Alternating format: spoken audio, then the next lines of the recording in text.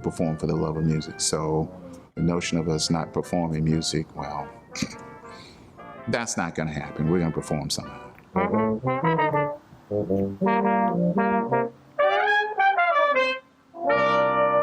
There's a certain sort of adventure element to anything the Symphony Orchestra is involved with, because this ensemble involves itself in doing new things. When the call came to participate in the MOCA program, I mean, we kind of jumped at it. In Symphonicity, we've always been in a place to expose new audiences to what we do. And this is a great way to do that, even in the COVID environment.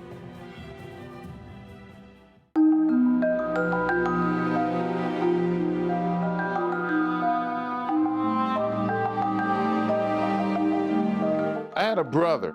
He played the tuba, he played the oboe, and he was a dancer in Broadway musicals and did a lot of acting in Broadway musicals and so forth. So I watched him like a hawk. And one day he said, I'm not going to play the oboe anymore. So he gave me his oboe. He taught me a few notes, and that's when that bug started happening.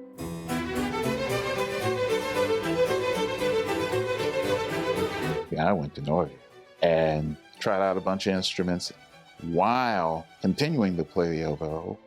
Then my brother went down to East Carolina University to study music. He studied for 1 year. So I did the bachelor's degree at East Carolina and developed down there in playing the oboe and learning about music and so on.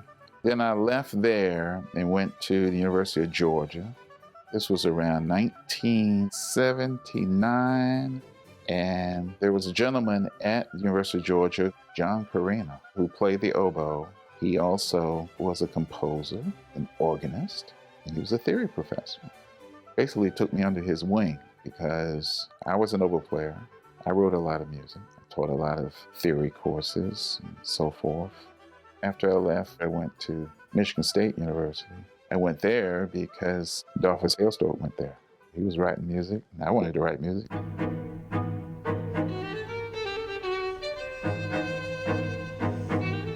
We've written a lot of music right on this machine. We is me and my muse, God. We kind of work together.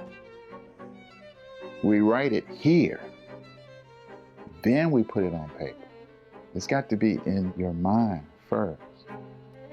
I have in my mind what the instruments sound like, as well as what each individual instrument can do in terms of the various melodies that I would devise. So it's very important to have a sense of what instruments sound like and what orchestras sound like, what bands sound like. And there's no way to do that unless you listen to a lot of music.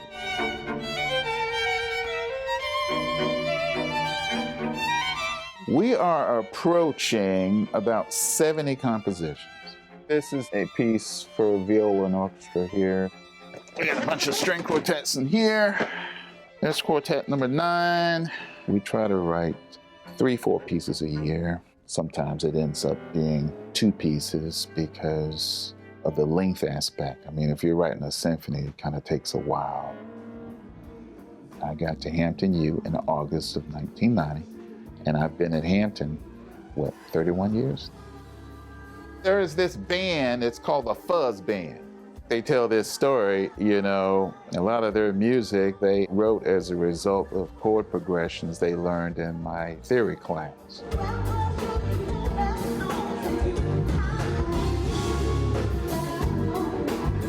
It's good to see everybody here at Hampton. Let's see if we can get our review done today so we can give you a test on Friday. They told us to not come to campus. So all of us are in rooms that we specifically set up for instruction. I've got a little mini studio in there where I've got computers and synthesizers and drum machines and things like that.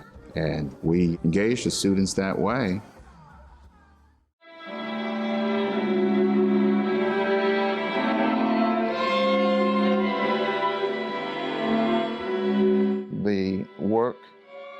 that I chose to base this quartet on was the piece entitled Motherless Child.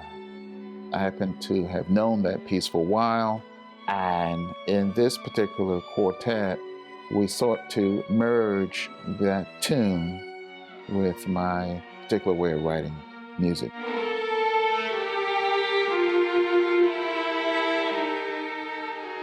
So you have that fusion between the Negro spiritual and the sum total of my musical experiences as a composer.